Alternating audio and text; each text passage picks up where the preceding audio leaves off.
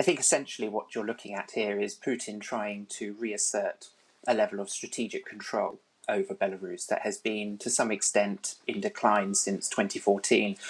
And Lukashenko is in a more vulnerable position, a more needy position, and I think this is an opportunity that Russia is taking to reassert its control over a very important strategic neighbour.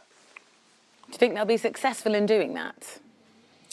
Well, if you look at the comparative size between Russia, Belarus, the economies, how intricately linked they are, the additional $1.5 billion loan, which is principally to help refinance existing debt that Belarus has, to ensure that salaries can be paid to police and security officials.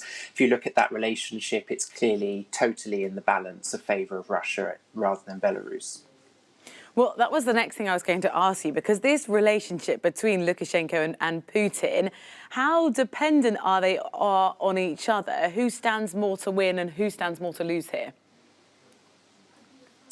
Well, they are, in some ways, they are dependent upon each other in the sense that Russia looks at Belarus from a more strategic perspective as a barrier between it and NATO. But in terms of the dependency on the Belarusian side, that is all down to Lukashenko. Lukashenko personally is dependent upon Russia. His position now is, even more than it was before, reliant upon Russia's largesse, Russia's support politically and economically and militarily. So there is a dependency, but it's certainly, on Lukashenko's side, a much more personal dependency.